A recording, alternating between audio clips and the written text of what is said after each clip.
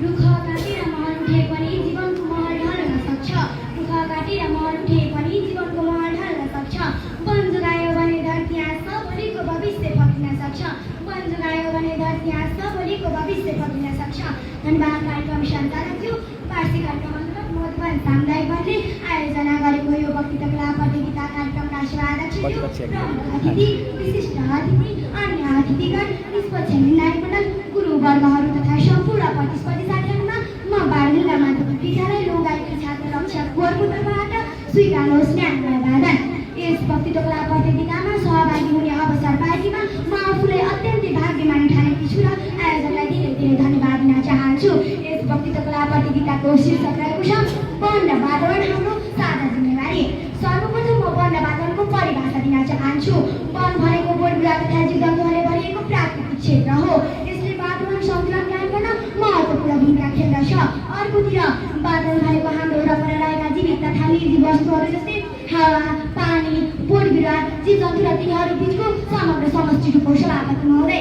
हामीले फेरि सासको आधार भनेको बोटबिरुवा हो। हामी अक्सिजन बिना एकछिन पनि बाँच्न सक्दैनौँ। प्राण नै जीवन हो भनेर हामीले भन्ने गर्दछौँ, तर त्यो प्राणको मुख्य स्रोत नै अक्सिजन हो।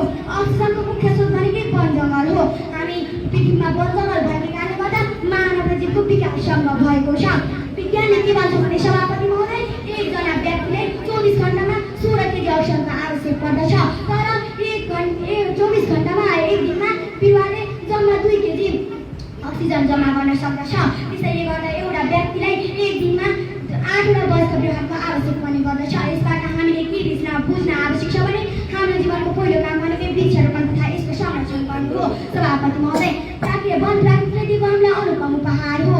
शरीरमा पुग्छेली लाखौँ कोषहरू बचाउनु जसरी अक्सिजन पुर्याइरहेको छ, त्यसरी नै पृथ्वीमा जीवको अस्तित्व बचाउने काम वनले गरिरहेको छ।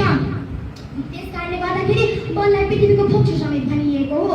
यसले स्वच्छ हावा मात्र होइन, स्वच्छ पानी, उर्वर माटो, जैविक विविधता, औषधिजन्य जडीबुटीहरू, फलफुल तथा अमूल्य काठहरू प्रदान गरेको छ। वन केवल प्रदान गरेको छ। वन हरियाली भयो भने वातावरण स्वच्छ हुन्छ, वातावरण स्वच्छ भयो भने मानव जीवन सुरक्षित र सुखी हुन्छ। सभापति महोदय, तर आजको वास्तविकता निकै डरलाग्दो छ। बढ्दो वन विनाश, आग लागि, सहरी क्षेत्रमा देखिएका प्रदूषण, गाडीको चापबाट निस्किएको धुलो धुवा, प्रदूषण अनि प्राकृतिक स्रोतको दोहनका कारणले गर्दा वातावरण प्रदूषण भइरहेको छ। यसको परिणामस्वरूप लामो समयसम्म खडेरी पर्ने, अत्याधिक गर्मी बढ्ने, बाढी पहिरो तथा विभिन्न प्राकृतिक विपत्तिहरू भइरहेर पर्न सक्छन्। यो प्राकृतिकले हामीलाई दिएको चेतावनी हो। सभापति महोदय, नेपाल प्राकृतिक सम्पदाले धनीको छ।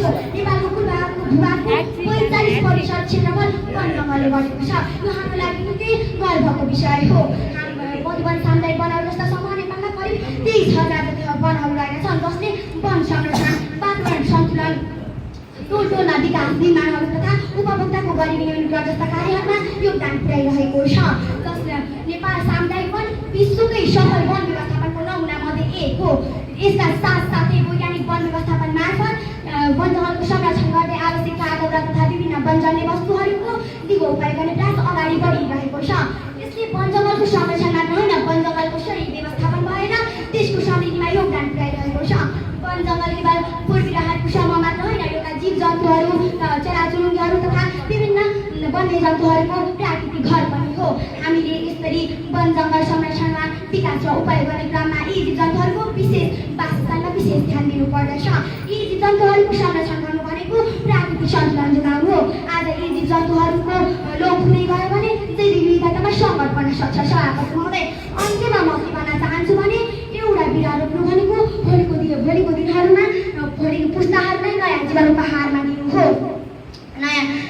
यस्ता शासना प्रयासहरूले गर्दाखेरि भोलिका दिनहरूमा पृथ्वी हराभरा तथा स्वच्छ र संरक्षण हुन सक्दछ। हामीले वनलाई जोगायौँ भने वनले हाम्रो जीवनलाई जोगाउन सहयोग गर्दछ।